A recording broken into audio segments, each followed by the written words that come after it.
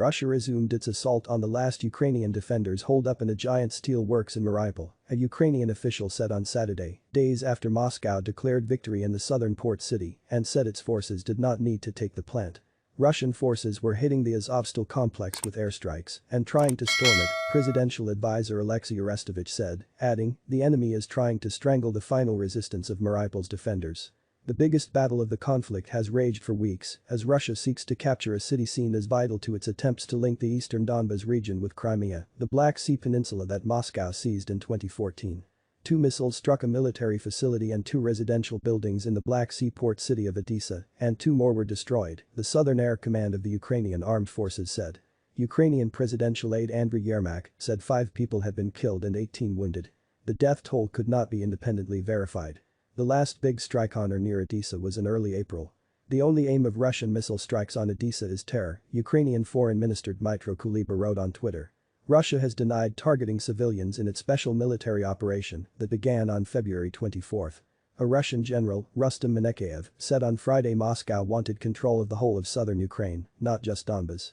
Ukraine said the comments indicated Russia had wider goals than its declared aim of demilitarizing and denazifying the country.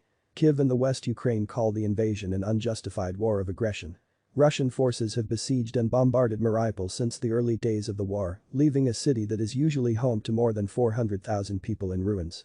A new attempt to evacuate civilians failed on Saturday, an aide to Mariupol's mayor said. Russia's defense ministry said on Friday Mariupol's last fighters had been securely blockaded at the steel plant. On Thursday, President Vladimir Putin had declared the city liberated, declaring that troops would not storm Azovstal. Arestovich, a political advisor to President Volodymyr Zelensky, said Ukrainian troops in the Azovstal complex were still holding out despite the very difficult situation and were attempting counterattacks. More than 1,000 civilians are also in the plant, according to Ukrainian authorities. The Azov Battalion, a nationalist militia prominent in the defense of Mariupol, released a video which it said showed women and children sheltering in the complex. Reuters could not independently verify where or when the video was shot.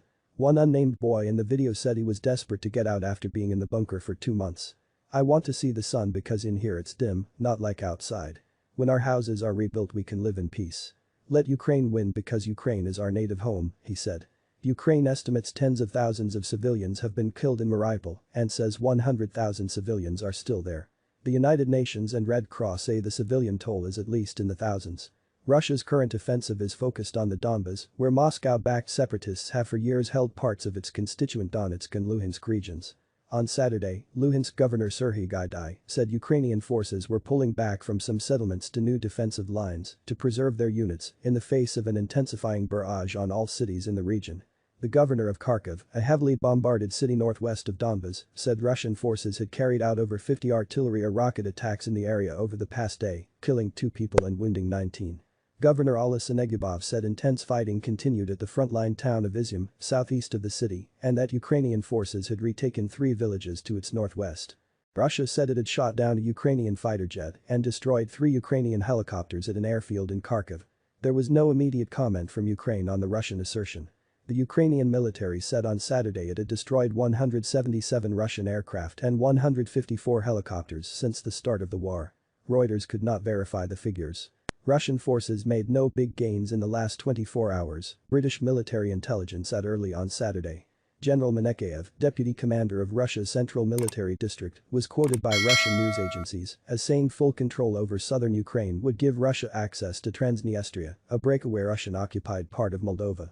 President Zelensky said after Minekyev's comments that Russia's invasion was just the beginning and that Moscow has designs on other countries.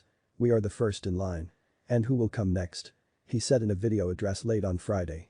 Kremlin spokesman Dmitry Peskov declined comment on whether Russia had expanded its goals. Zelensky also said Ukraine's allies were finally delivering weapons Kyiv has asked for. U.S. President Joe Biden said on Thursday he had authorized a further $800 million in military aid for Ukraine, including heavy artillery, ammunition and drones. Canada said on Friday it had provided more heavy artillery to Ukraine.